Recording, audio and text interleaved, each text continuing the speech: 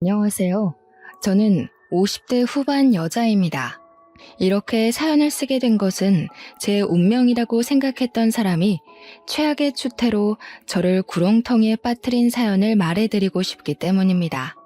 저는 사랑이라 생각했던 남편에게 배신을 당했지만 그 후에 다시 생각지도 못했던 인연을 만났습니다.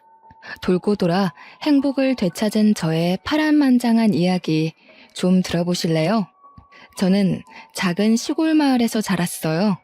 하루에 몇 번 오는 버스를 타고 나가야 장에 나갈 수 있는 그런 곳이었죠.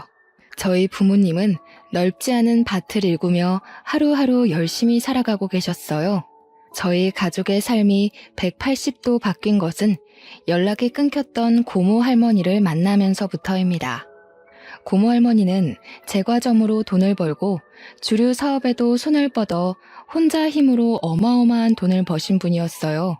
고모 할머니는 결혼을 안 해 자손이 없었죠. 고모 할머니가 검은 승용차를 타고 저희 집에 왔던 그날이 아직도 기억납니다. 그날 이후 저희 집은 읍내에 볕 잘 드는 2층 집으로 이사를 했습니다. 아빠는 농사를 정리하고 읍내에 금은방을 여셨죠. 새 집에 사는 건 좋았지만 한편으론 새로운 생활이 답답하게 느껴지기도 했어요. 읍내로 이사 간 지 1년쯤 되었던 어느 날이었어요. 저는 하굣길에 집으로 가지 않고 시골로 가는 버스를 잡아탔어요. 어느 순간 저도 모르게 버스에 올라 있었죠. 그런데 버스에서 웬 남자애가 말을 거는 게 아니겠어요? 그 남자애는 어릴 때부터 자주 같이 놀던 동네 친구 수호였습니다. 야, 너 미희 아니냐?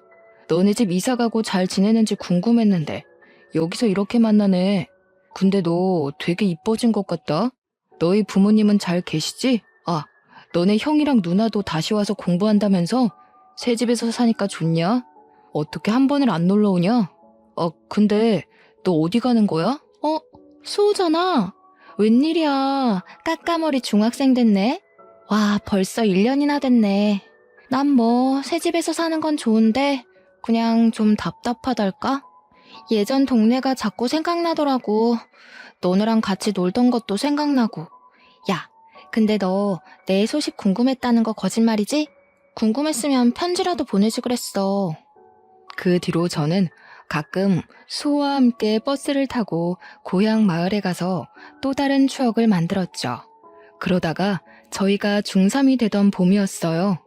어느 날 시내에서 수호를 마주쳤어요. 저는 반갑게 손을 흔들며 인사를 했는데 그날따라 수호 표정이 안 좋은 겁니다. 무슨 일 있냐고 물어도 말을 안 하던 수호는 아버지가 몸이 많이 안 좋으시다는 얘기를 털어놨어요. 수호네 아버지는 예전부터 기침을 많이 하셨는데 최근 들어 기침이 심해지고 앓아 눕는 날이 많아졌다는 거였습니다. 읍내 병원에 가봤더니 더 큰 병원에 가봐야 할 것 같다고 했다는 거예요. 그런데 집안에 돈이 없으니까 당사자부터가 치료할 의지가 없다는 거였습니다. 저는 그날 처음으로 아빠에게 부탁이란 걸 해봤어요. 수호네 아버지가 많이 아픈 것 같은데 좀 도와줄 수 없겠냐고요. 아버지는 검사를 제대로 받을 수 있는 대학병원을 알아봐 주시고 치료비도 대주셨습니다. 한 동네에서 가족같이 살던 사람들인데 모른 척할 수 없다면서요. 검사 결과는 안타깝게도 폐암이었습니다. 병원 치료에도 별로 차도를 보이지 못했죠. 수호 어깨가 축 처져 있는 걸 보니 마음이 아프더군요. 그렇게 1년이란 시간이 또 흘렀어요. 그런데 어느 날 수호가 저희 학교 앞에 찾아온 게 아니겠어요? 저한테 고맙다는 말을 하는데 웬일인지 애가 입술을 꼭 깨물면서 말하더군요. 미희야, 너한테는 정말 뭐라고 할 말이 없다. 너희 집에 빚진 거 내가 어른 되면 꼭 다 갚아줄게. 우리 가족 도와줘서 정말 고마워. 내가 커서 돈 벌면 꼭 너랑 너희 아버지에게 보답할게. 우리 수연이도 내가 꼭 공부시켜서 너희 가족한테 보답하라고 할 거야. 야, 너는 무슨 말을 그렇게 섭섭하게 하냐? 우리 사이에 빚 같은 게 어딨어. 우리 아빠도 가족이다 생각하고 도와주시는 거라 했으니까 신경 쓰지 말고 아버지 낫게 할 생각이나 해. 네가 그랬잖아. 정신만 똑바로 박혀있으면 못할 일이 없다고. 열심히 노력하면 네 아버지 낫게 할 수 있을 거야. 그러니까 힘내. 저도 눈물이 나는 걸 꼭 참느라 괜히 씩씩한 척 큰 소리를 쳤어요. 수호랑 저는 그렇게 가만히 서서 한참이나 서로를 쳐다보고 있었습니다. 그리고 그 뒤로 저는 다시는 수호를 볼 수 없었어요. 얼마 뒤 토요일에 제가 꽃을 들고 병원에 찾아갔는데 수호 아버지가 보이지 않았어요. 어제 갑자기 퇴원을 했다는 거였습니다. 저는 깜짝 놀라 수호네 집으로 가봤습니다. 불 꺼진 집에는 아무도 없었어요. 그리고 지나가던 동네 어르신에게 수호네 가족이 그동안 여기저기 진 빚을 이기지 못하고 야반 도주를 했다는 사실을 들었어요. 저는 그 자리에서 주저앉고 말았습니다. 시간은 잘도 흘러 저는 고등학생이 되었습니다. 저는 궁금한 것도 하고 싶은 것도 많은 17살이었죠. 고등학교에 들어가 열심히 공부하고 동아리에도 가입해 즐겁게 생활했어요. 문예반 동아리였죠. 제가 전부터 시집 읽는 걸 좋아했거든요. 거기서 좋아하는 남자도 생겼죠. 같은 문예반 활동을 하던 1살 선배였어요. 시도 잘 쓰고 음악에 대해서도 잘 아는 멋쟁이 선배에게 저는 푹 빠졌어요. 어느 날 방과 후에 시집을 보다가 말을 튼 이후로 선배와 저는 급속도로 가까워졌죠. 이 사람이 저랑 결혼까지 해버린 남자입니다. 저희는 수험 기간 동안 서로를 격려하며 건전하게 관계를 이어갔습니다. 그런데 제가 고2였고 선배가 고3이 될 때 선배 아버지가 보증 섰던 것이 잘못되어 선배의 집이 망하고 말았어요. 저는 당연히 대학에 가게 되어 있었지만 선배는 집안 사정 때문에 결국 대학을 포기하고 군대를 가겠다고 하더군요. 그때는 그를 많이 좋아하고 있었기 때문에 그의 사정이 안타깝기만 했어요. 저는 열심히 공부해 서울에 있는 유명 대학 국문과에 입학했고 군대에 있는 남자친구와 연애를 이어갔습니다.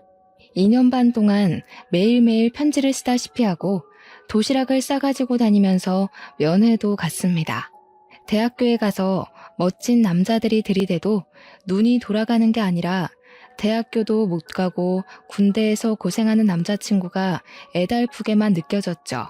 그러는 동안 아빠는 오래전에 사둔 땅들이 도시개발로 땅값이 올라 더 큰 부자가 되었고 사업을 더 크게 하게 되었습니다. 그렇게 세월이 지나 남자친구가 전역하게 되었어요. 저는 아직 대학교 2학년이었는데 그가 전역한 지 며칠 안 되어 결혼하자는 말을 하는 겁니다. 너무 사랑하는 사람인 건 맞지만 아직 학생인데다 그와 결혼할 만큼 확신이 선 건 아니라서 저는 당황하고 말았어요. 내가 군대에서 많이 생각을 해봤는데 난 네가 아니면 안 될 것 같아. 너랑 같이 단란한 가정을 꾸미면서 살면 정말 행복할 거란 생각이 드는데 어차피 내 아내는 네가 될 텐데 우리 괜히 시간 끌지 말고 빨리 결혼하는 게 좋지 않을까? 군대에서 무슨 바람이 들었는지 나오자마자 결혼 거리더군요. 2달 동안 얼굴 볼 때마다 나랑 결혼 언제 할래? 이러면서 조르는 거였어요. 솔직히 이제 막 전역했고 직업도 없는데 내가 이 사람과 굳이 결혼을 급하게 할 필요가 있나? 하는 생각이 먼저 들었어요. 그런 생각을 하는 게 미안해서 입 밖으로는 못 꺼냈죠. 그러면서도 헤어지지는 못했습니다. 어느 날 선배와 카페 데이트를 하고 밖으로 나왔는데 저희 엄마에게 딱 걸리고 말았습니다. 엄마가 반찬 가져다 주신다며 자취방에 오셨다가 저희랑 딱 마주치신 거였어요. 이 모든 건 아빠 귀에 들어갔고 아빠로부터 불호령이 떨어졌습니다. 저는 꼼짝없이 선배를 데리고 집으로 갔습니다. 엄마도 그랬지만 선배를 눈앞에서 본 아빠는 더욱 마음에 안 드는 눈치였어요. 평소 사람 좋기로 소문난 아빠가 왜 저러나 싶을 정도로 제 남자친구를 고가운 눈으로 보시더군요. 우리 미희는 어디에나 내놔도 아쉽지 않은 신부감이고 내가 더 훌륭하게 만들 수가 있어. 현실은 현실이라네. 다 큰 처자랑 그만큼 연애했으면 책임을 져야 하는데 자네는 우리 미희를 책임질 능력이 없자는가. 서로 앞길 막지 말고 이쯤에서 헤어지게나. 이런 말 하는 거 고깝게 생각하지 말게. 이렇게 기우는 결혼은 결혼 후가 더 힘들어질 수가 있어. 연애라는 게 누가 반대하면 더 애틋해지는 법이잖아요. 저는 부모님이 그럴수록 선배와 헤어지고 싶지 않다는 마음이 강해졌어요. 자식 이기는 부모 없다고 하죠. 제 쇄고집에 저희 부모님도 두 손 두 발을 다 들어버렸어요. 지금 생각하면 그때 아빠 말을 들었어야 했어요. 문제는 시어머니를 처음 만난 자리에서 이미 시작되었습니다. 졸업반이었던 저는 유명 출판사에 취직이 결정된 상태였고 남편은 배달 일을 하며 근근히 살고 있었어요. 연애는 5년 넘게 했지만 시어머니를 만나는 건 처음이라 엄청 긴장했습니다. 시어머니는 제 얼굴을 보자마자 제 부모님 재산에 대해 주파나를 굴리는 게 뻔한 대사들을 늘어놓더군요. 그 동네가 개발이 되어서 돈푼 꽤나 손에 쥔 알부자들이 많기는 하지. 그렇기는 해도 그런 시골에서 돈이 많아봤자 아니겠냐. 아참, 그러고 보니 서울에도 집이 있다지 않았니? 평창동이랬나? 평창동이면 뭐 괜찮지. 너희들 결혼할 때 집 한 채는 넉넉히 해주겠구나. 어이 참 엄마도 그런 말 하지 마시라니까. 평창동 집 얘기는 뭐하러 꺼내세요? 미 아버지가 미를 얼마나 애지중지하시는데 어련히 알아서 해주시려고. 저희는 그냥 때 되면 결혼 준비나 잘하면 돼요. 쓸데없는 말로 초치지 마세요. 솔직히 기분이 너무 안 좋더군요. 아, 시어머니가 보통이 아니구나 하는 생각이 머리를 스쳐 지나갔습니다. 하지만 저는 브레이크 없는 차처럼 멈추지를 못했어요. 제가 그때까지 붙잡아 놓은 걸 놓지 못했죠. 그때 멈추지 못한 게 제 인생의 가장 큰 한이랄까요? 결혼 얘기가 구체화되고 있던 어느 날 남편이 말하더군요. 우리 아빠 회사에 들어가고 싶다고요.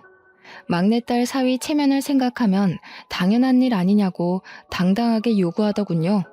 우리 아빠는 말이야. 우리 어릴 때부터 부모는 물고기 잡는 법을 알려줘야지.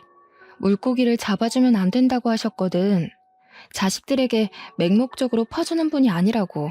그러니까 헛된 기대 갖지 말고 자기 힘으로 자립할 생각을 하라고. 야, 너랑 나 사이에 무슨 그렇게 따지는 게 많아. 내가 나 좋자고 이러는 게 아니라 내가 직업이 번듯해야 너도 어디 가서 꿀리지 않고 서로 좋다는 거잖아. 장인어른이 그렇게 말해도 네가 좀 더 밀어붙여줄 수 있는 건데 왜 그렇게 딱 잘라 말하는데? 그러니까 번듯한 직업 갖고 싶으면 알아서 노력하라고. 나 어디 가서 얼굴 좀 들고 다니게. 내 핑계 대지 말고 솔직히 말해봐. 제대로 된 데 이력서 한번 안 내보고 하늘에서 감이 떨어지기만을 기다리잖아. 결혼 허락도 어렵게 받았는데 괜히 아빠 뿔나서 결혼 뒤집게 만들지 말고. 네가 그렇게 인정머리 없는 앤지 정말 몰랐다. 실망이야. 남편이 하는 말도 기분 상하는데 시어머니까지 전화해서 저를 닥달하더군요.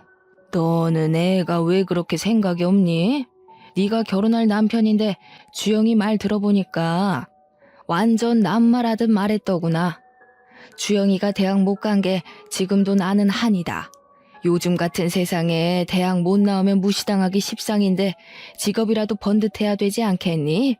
이제 한 가족인데 주영이가 너희 아버지 회사 들어가면 누이 좋고 매부 좋고 남보기도 좋고 얼마나 좋니? 어머니, 저희 부모님 진짜 어렵게 설득했어요. 저희 아빠 자격 없는 사람한테 회사 안 물려준다고 저희 언니, 오빠한테도 함부로 자리 안 주시는 분이세요. 지금 주영씨 회사에서 꽂아달라는 말 나오면 무슨 수를 써서라도 결혼 뒤집어 엎으려고 하실 거라고요. 참네. 무슨 놈의 집안이 잘나면 얼마나 잘났다고 그렇게 유세를 떨어? 그래봤자 너희 집도 농사나 짓던 집안 아니냔 말이야. 꼬박꼬박 말대답하는 본세가 싹 수 없는 게 이제 보니 부전여전이구나. 어차피 결혼하는 거 사위한테 폼나게 한 자리 떡 하니 주는 게 사돈되는 예의지. 어디 그래 오만 유세를 부려? 유세를 부리길. 결혼하기도 전부터 골치가 지끈지끈 아팠습니다. 불행 중 다행이랄까요? 아무리 찔러봐도 제가 눈 하나 깜짝하지 않자 결국 남편이 결혼 전에 스스로 취직을 했습니다. 무슨 재주를 부렸는지 건설회사 영업직으로 떡하니 취직을 한 거예요. 직업도 변변찮은 놈이라면서 사위될 사람을 안 좋게 보던 아빠도 남편이 취직을 하자 마음이 좀 풀리신 것 같았습니다. 그래도 어떻게든 좋게 봐주려고 노력을 많이 하신 거였죠. 내가 자네한테 그동안 섭섭하게 군 거 마음에 담아두지 말게. 자네도 가장이 되고 아이가 생기고 나면 알게 될 거야. 내 말이 피가 되고 살이 되는 말이었다는 걸. 쉽게 얻은 건 쉽게 잃게 마련이네. 나는 그런 모래성에 내 딸을 시집 보내고 싶지 않은 거야. 알겠습니다, 장인어른. 그런데 혹시 저희 신혼집은 미희가 아무 말이 없던데? 신혼집은 그래도 해주시는 건가요? 아무래도 제가 취직한 지도 얼마 안 되고 하다 보니 미희가 알아서 하리라고 생각해서 여태 말은 안 했는데 시기 얼마 안 남았으니 그래도 물어는 봐야 할 것 같아서. 어허, 이 사람 아직도 정신을 못 차렸구먼. 결혼하면서 처가에서 떡이 뚝 떨어지기를 바라는 사람이 어디 있나? 자네가 그러고도 남잔가? 신혼집 얘기 한 번만 더 하면 미희가 죽는다고 나서도 이 결혼 없던 걸로 만들겠네. 아빠는 저를 불러 말씀하셨어요. 미희야, 진짜 이 결혼 해야겠니? 아빠는 진짜 걱정이 태산이다. 저렇게 책임감 없는 놈이랑 결혼해서 네가 혹시나 안 좋은 꼴 당하지는 않을지. 결혼식이 한 달 앞으로 다가온 시점이었죠. 솔직히 말해서 그 시점에서는 청첩장도 다 돌렸겠다. 결혼을 돌린다는 건 있을 수 없는 일처럼 보였어요. 너무 걱정하지 마세요, 아빠. 그 사람 말만 그렇게 하지. 또 자기 할 일 알아서 하는 거 보셨잖아요. 제가 앞으로 그런 생각 못하도록 잘 얘기하고 보필할게요. 원래 그런 사람 아닌데 집안 형편이 갑자기 힘들어져서 그런 거니까 조금만 이해해 주세요. 아직 경험이 적어서 그렇지 지금까지처럼 제가 옆에 있어주면 잘 헤쳐나갈 수 있는 사람이라고 생각해요. 아빠의 걱정스런 얼굴을 뒤로하고 저는 결혼식을 올렸습니다. 신혼생활은 나름대로 즐거웠어요. 시어머니가 틈만 나면 귀따갑게 불평하는 것만 빼면요. 아이고, 어떻게 된 놈의 집안이 예의란 건 밥 말아 처먹었다니? 이게 날로 먹겠다는 거지 뭐야. 딸내미 시집 보내면서 빈손으로 보내는 놈의 집안이 어디 있어? 농사나 짓던 상놈의 자식들이어서 그런가 우리가 지금 이렇게 없이 산다고 무시하는 거지 뭐야. 내가 이 수모는 죽어도 잊지 않을 테니 두고 봐라. 저기요, 어머니. 저 빈손으로 오지 않았어요. 그래도 저희 엄마가 결국에는 혼수 최고급으로 다 마련해 주셨잖아요. 저희 언니랑 오빠도 막내 동생 결혼하는데 그냥은 안 시킨다고 많이 도와주셨고요. 솔직히 둘 다 취직한 지 얼마 되지도 않았는데 저희 형편에 이만큼 하고 사는 것도 감지덕지죠. 감지덕지? 참네. 내 기가 막히고 코가 막혀서 있는 것들이 더하다더니 딱 그 짝이구만. 막내딸 결혼하는데 평창동 집을 내줘도 모자랄 판에. 뭐? 감지덕지? 내가 말했지? 사람 무시하지 말라고. 새파랗게 어린 것이 지 아버지 믿고 까부는 모양인데 내가 언젠가 가서 단판을 짓고 만다 이거야. 아니, 저희 집에 뭐 맡겨놓으셨어요? 왜 뭘 받지 못한 걸 그렇게 억울하게 생각하시는지 잘 이해가 안 돼요. 저희 아빠가 누누이 말씀하셨어요. 쉽게 얻은 건 쉽게 잃는다고요. 저는 아빠 말에 공감해요. 젊어서 이만큼 고생하는 거 남들에 비하면 아무것도 아니고요. 잘났다 정말. 그래봤자 너네 집도 시고모인지 뭔지가 돈다발 들고 와서 벼락부자 된 거잖아. 주영이 취직것만 해도 그래. 내가 우리 아들 대학 공부 못 시킨 게 한이 돼서 남들한테 무시 안 당하게 해달라고 그렇게 부탁을 했건만. 내가 우리 아들을 어떻게 키웠는데 니까짓게 돈 좀 있다고 우리 집안을 내 귀한 아들을 이렇게 무시해? 귀에 딱지가 앉을 지경이었지만 나중에는 적당히 무시하는 수밖에 없다는 걸 알았습니다. 그래도 저희는 열심히 일하고 예쁜 아이들도 낳았습니다. 회사를 그만두지 않으려고 애를 썼지만 결국 둘째를 낳을 때가 되었을 때 회사에서 정리해고를 당하고 말았어요. 그래도 그때는 아이 키우는 엄마들이 회사를 그만두는 게 워낙 흔한 일이어서 어쩔 수 없다고 생각했습니다. 아들 하나 딸 하나 이쁘게 기르는 재미, 남편을 내조하는 재미로 살았어요. 그래도 남편이 책임감이 생겼는지 꽤 열심히 일해서 회사에서 제법 높은 자리에 올라갔어요. 그러는 동안 아이들이 무럭무럭 커서 둘째인 딸도 막 성인이 되었습니다. 저와 남편은 40 끝자락이었죠. 시어머니가 좀 잠잠한가 싶었더니 남편이 사고를 치고 말았습니다.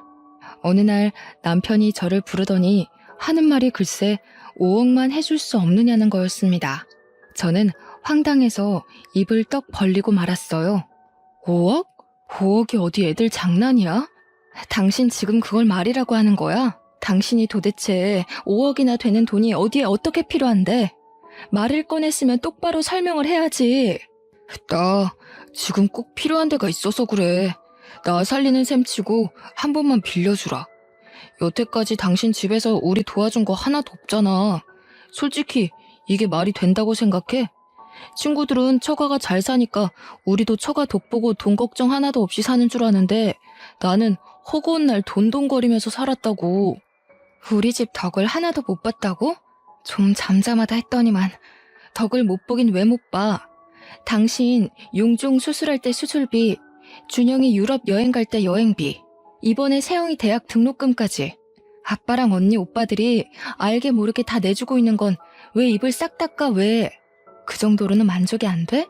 결국 큰돈을 뜯어야 속이 시원하다는 거야? 아니 그게 아니고 당신 집이 그렇게 부잔데 나는 돈에 죽고 돈에 울면서 치사하게 살아왔다 이거지. 솔직히 당신 집에는 5억 정도는 아무것도 아니잖아. 당신은 내가 불쌍하지도 않아? 어쩜 그렇게 인정머리가 없어?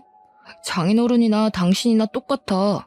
남편 아니 애들 아빠 살리는 셈 치고 5억만 해주라 제발. 내가 이렇게 빌게. 남편은 제 앞에서 무릎 꿇고 빌기까지 했어요. 무슨 일인지 모르니 답답해서 미칠 지경이었습니다. 그러던 와중 남편의 가장 친한 친구에게 전화가 와서 알게 됐습니다. 남편이 어마어마한 사고를 쳤다는 걸요. 주영이 그놈 예전부터 좀 허무맹랑한 데가 있었잖아요. 저도 말려봤는데 한탕 하겠다면서 주식에 자꾸만 쏟아붓더라고요. 그러다가 결국 회사 돈에까지 손을 댄 모양이에요. 저한테 도와달라고 부탁하는데 제가 그런 돈이 어디 있습니까? 하룻밤을 뜬 눈으로 지새운 저는 결국 다음날 남편을 붙잡고 따졌습니다. 당신 진짜 제정신이야? 당신이 어떻게 나한테 이럴 수가 있어? 내가 당신 하나 믿고 여기까지 온 거 몰라? 준영이, 세영이 아직 대학 졸업도 못했는데 애들이 알면 뭐라고 그러겠어. 애들 보기 부끄럽지도 않아? 나는 여태까지 애들한테 정직하게 열심히 살면 뭐든 할 수 있다고 가르쳤어. 당신이 그걸 다 망친 거야. 그런 범죄를 저질러서. 그래, 내가 회사 돈에 손 좀 댔다. 됐어. 어쩔래? 마누라는 25년 내내 처갓집 돈이라고는 구경도 못하게 만들지. 내가 열받아서 회사 돈이라도 좀 건드려봤다. 어쩔래? 내가 오죽하면 그랬겠니? 내가 오죽 열받았으면 그랬겠냐고. 뭐야? 처가 돈 못 뜯어먹는 게 열받아서 회사 돈에 손을 댔다는 거야? 그게 무슨 해괴망측한 논리야. 당신이랑 당신 어머니는 어쩜 그렇게 논리가 한결같이 거지근성이야? 왜 우리 집에 돈을 맡겨놓기라도 한 것처럼 돈 못 받는다고 핏대를 세우고 억울하기까지 하다는 거냐고. 그래, 억울하다 억울해. 내가 너같이 재미없는 여자랑 살면서 처가 독도 하나 못 본 게 아주 억울해서 미칠 지경이다.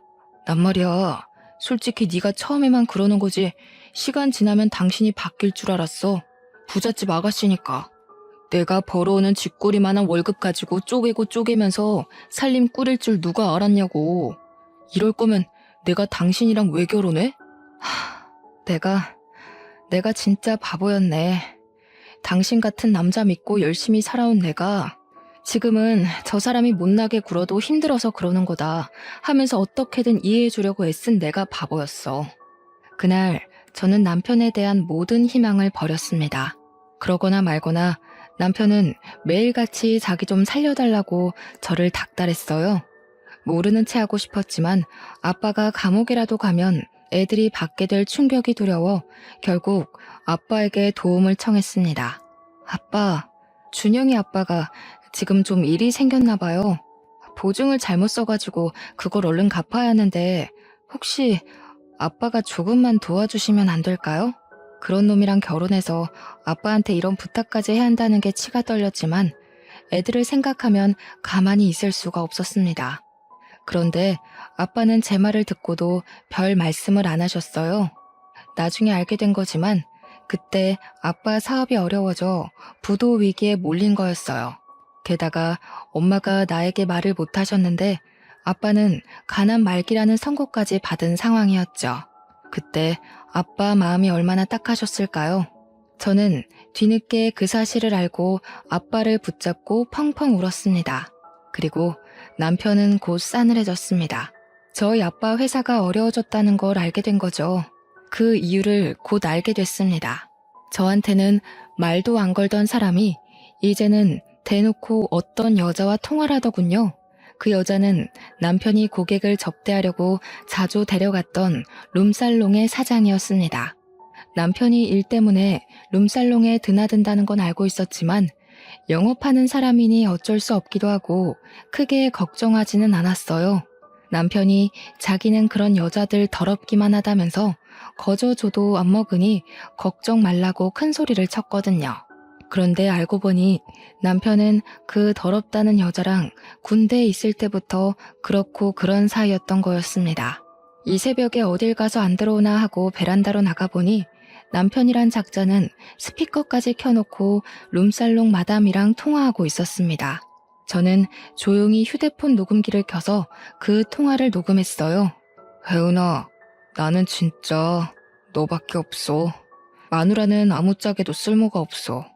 내 사랑은 25년 전이나 지금이나 한결같이 너밖에 없다는 거 알지? 이렇게 아무것도 못 뜯어낼 줄 알았으면 처음부터 그냥 너랑 결혼할 걸 그랬어. 나 이제 진짜 더 이상 그 여자랑 살 이유 없어. 계획은 다 틀어졌지만 이제 상관없어. 얼른 이혼하고 너랑 같이 살 거야.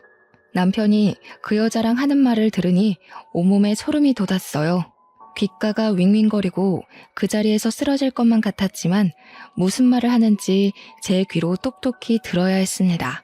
알고 보니 군대 갔다 와서 저한테 들이댄 것도 저한테 콩고물이라도 얻어서 그 여자한테 갖다 바치려고 그런 거였더군요.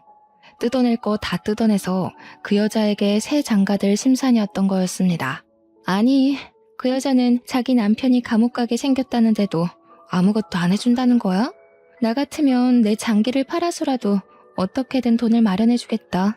자기는 어떻게 그런 여자랑 25년이나 살았어? 그러게나 말이야. 그 옆엔 내가 다른 건 몰라도 애들을 끔찍하게 생각하는 사람이니 애들 아빠가 감옥 가게 생겼다고 하면 아빠를 팔아서라도 뭐라도 해줄 줄 알았지. 괜히 거짓말해준 홍석이한테만 미안하게 됐지 뭐야. 하여튼 그 옆엔 애도 독한 여자라니까. 아, 됐어. 자기, 나 돈 많이 버는 거 몰라? 5억? 그까짓 돈 나 하룻밤에도 버는 사람이야. 그 옆엔 애랑은 차원이 다르다고. 자기 하나 정도 책임지는 거 일도 아니니까 걱정 말고 나한테 와. 이제 나도 자기랑 좀 편하게 쉬고 싶네. 역시 능력 있는 여자가 좋구먼. 집에서 바가지 긁을 줄이는 아는 옆엔 애랑은 차원이 다르지 그럼. 커리 우먼이 최고라니까. 내가 처음부터 알아봤어야 하는 건데. 다음날 아침 저는 뻔뻔하게 식탁 앞에 앉은 남편에게 밥 대신 어젯밤 통화의 녹음을 틀어줬습니다. 독한 년, 네가 그딴 식으로 하니까 너한테 정을 줄래도 줄 수가 없는 거야. 치가 떨리는 년. 더 이상 내려갈 바닥도 없었습니다. 그래도 아이들 아빠이기에 그때까지도 저는 끝장을 보고 싶지는 않았어요. 고민하다 시어머니를 찾아갔습니다. 당신 아들의 쓰레기 짓을 밝힐 생각이었습니다.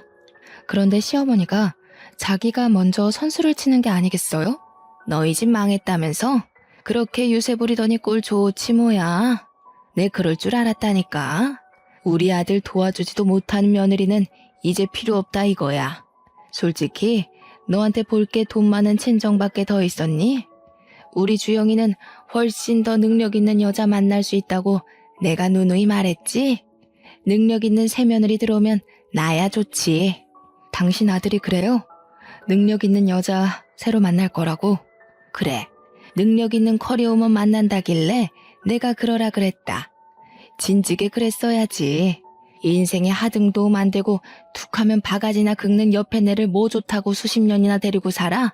지네 돈은 지네 돈이라고 움켜쥐고 한 푼도 안 주려고 부들부들 떨더니 잘 됐지 뭐. 이제 서로 갈 길 가면 되는 거 아니냐? 그 여자가 커리어우먼이라고요? 어머니, 그 여자 무슨 일 하는지 몰라서 그러시는 거죠? 당신 아들이 결혼 전부터 술집 다니면서 사귄 여자라고요.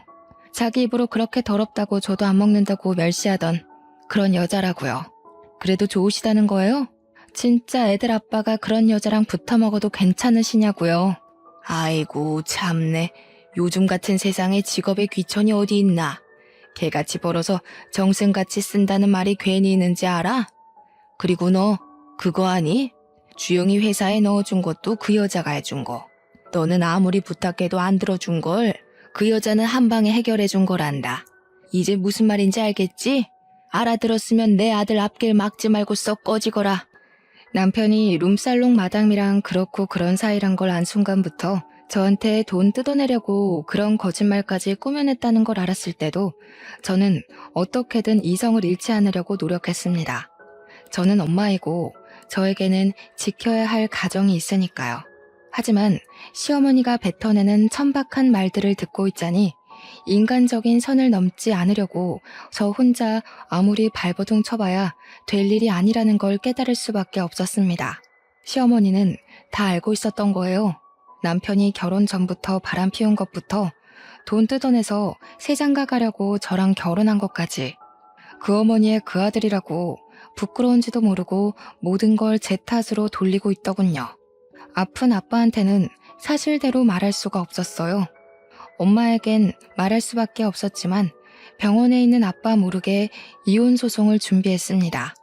김서방은 왜 안 오냐면서 할 말이 있다고 남편을 찾는 아빠 때문에 저는 입술을 깨물며 눈물을 참아야 했습니다. 그래도 이혼 소송은 제대로 진행되고 있었어요. 저를 우습게 여긴 남편이 조심성 없이 상간녀랑 통화한 덕에 남편 귀책 사유로 이혼 소송을 했죠. 아이들에겐 미안했지만 아이들을 위해서라도 그런 사람과는 연을 끊어야 했어요. 애들이 성인이긴 해도 아직 어렸지만 숨기려 해봤자 더 상처만 받을 것 같아 억지로 숨기려 하지는 않았습니다.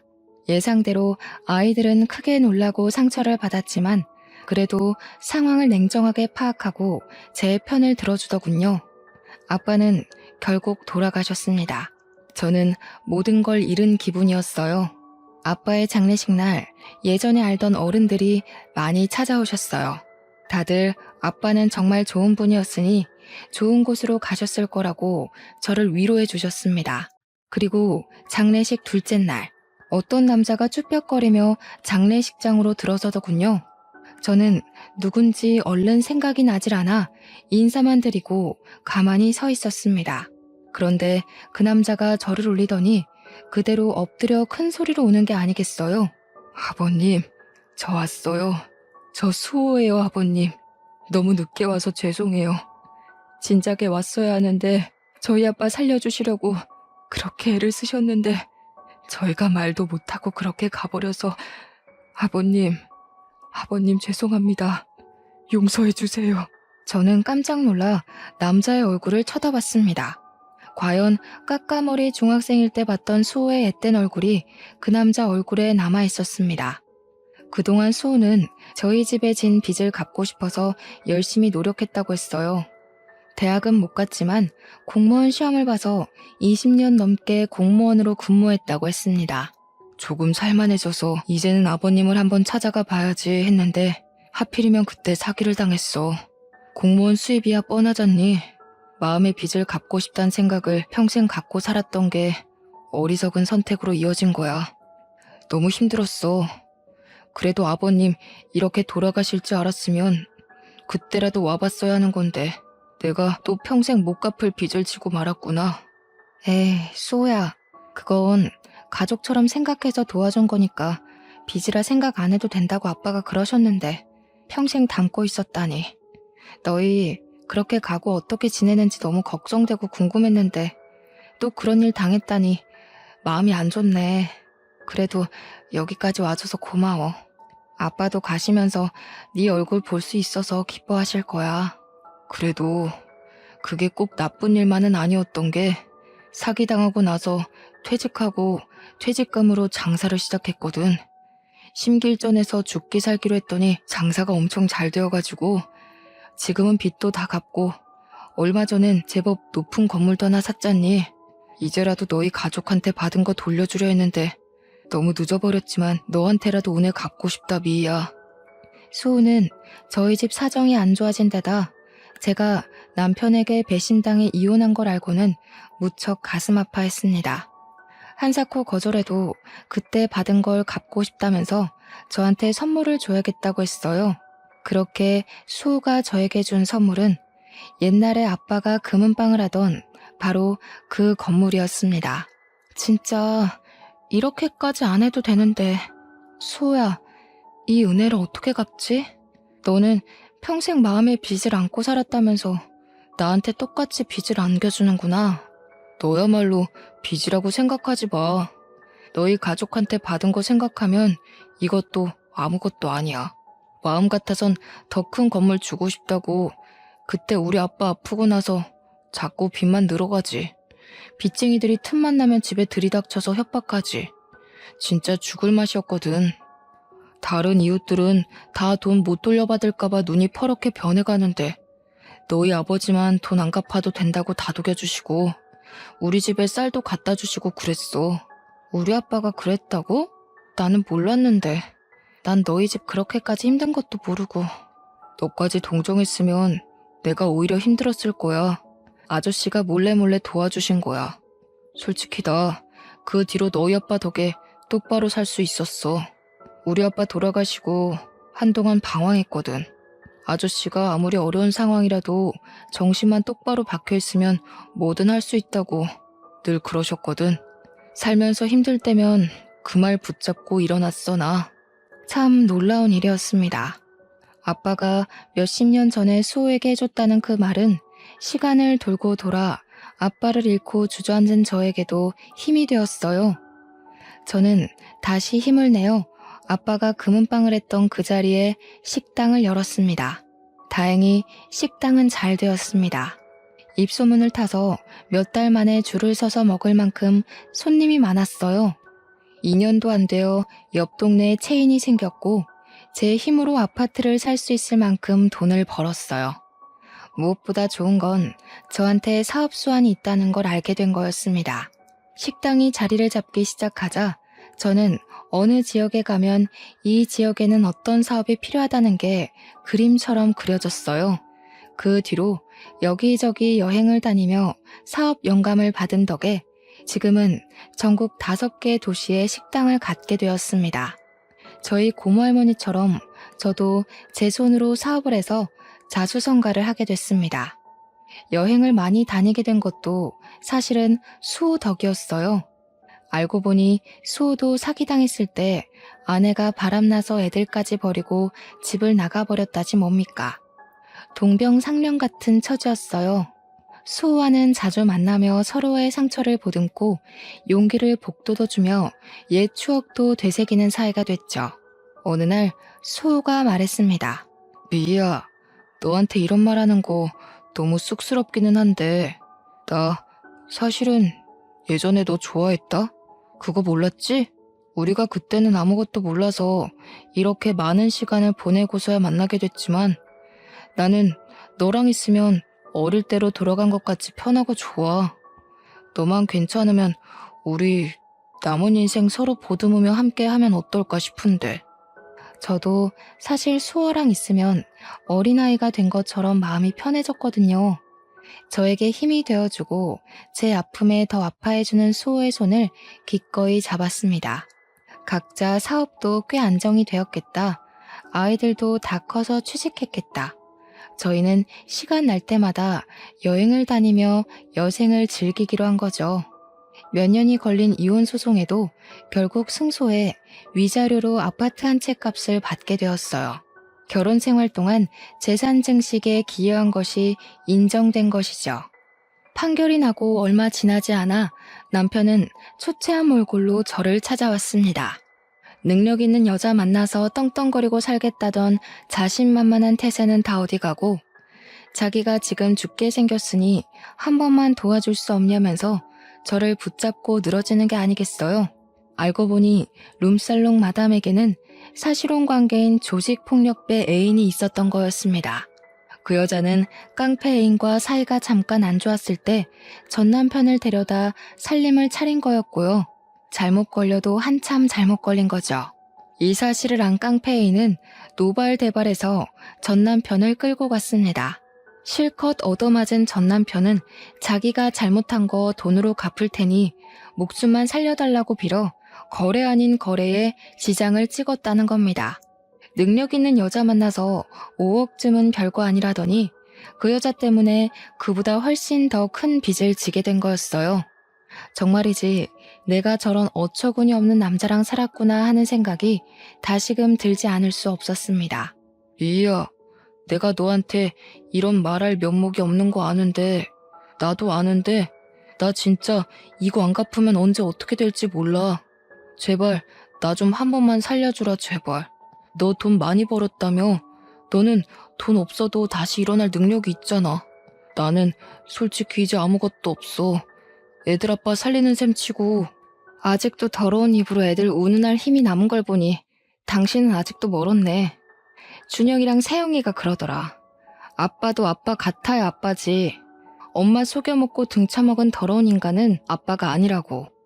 요즘 애들은 부모라고 무조건 편들어주고 그러지 않아. 내가 그러지 말라고 해도 아빠랑 영 끊자고 자기들이 먼저 그러더라. 시어머니까지 연락해 여태까지 안 도와줬으니 이제는 한번 도와주라고 말도 안 되는 소리를 짓거렸습니다.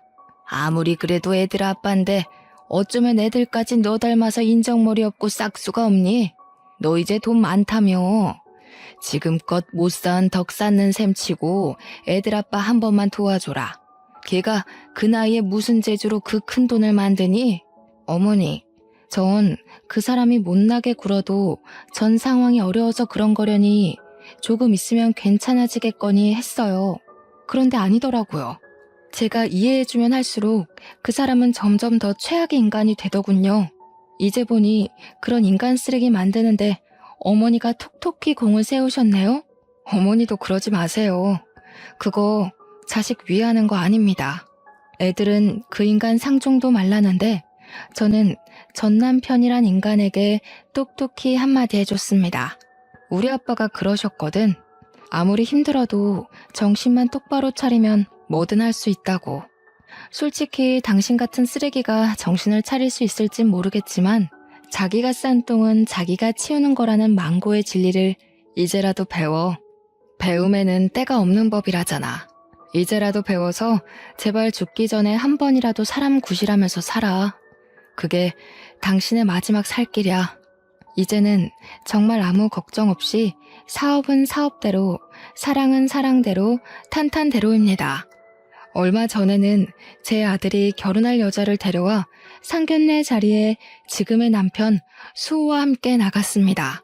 저희는 식은 안 올렸지만 혼인신고를 하고 부부로 살고 있습니다. 저의 가장 든든한 지지자인 남편은 이제 제 아이들 아빠 노릇을 톡톡히 해주고 있답니다. 똑같이 어려운 상황에서 대학에 못 갔지만 자기 힘으로 노력해서 일어난 멋진 새로운 아빠가 아이들에게 생긴 거죠. 제 이야기는 여기까지입니다. 제 첫 결혼은 최악이었지만 지금은 정말 행복한 삶을 살고 있어요. 처음부터 서로를 알아봤으면 좋았을걸. 전 남편이라는 쓰레기 때문에 너무 먼 길을 돌아왔네요. 하지만 저는 후회하지 않아요. 아이들이라는 좋은 선물도 받았고 아픔을 딛고 일어나는 법도 배웠으니까요. 이렇게 뒤늦게라도 찾은 행복을 여러분께 조금이라도 나눠드리고 싶네요. 여러분도 저희 아빠 말처럼 어떤 상황에서도 포기하지 마시고 행복을 찾으셨으면 좋겠습니다.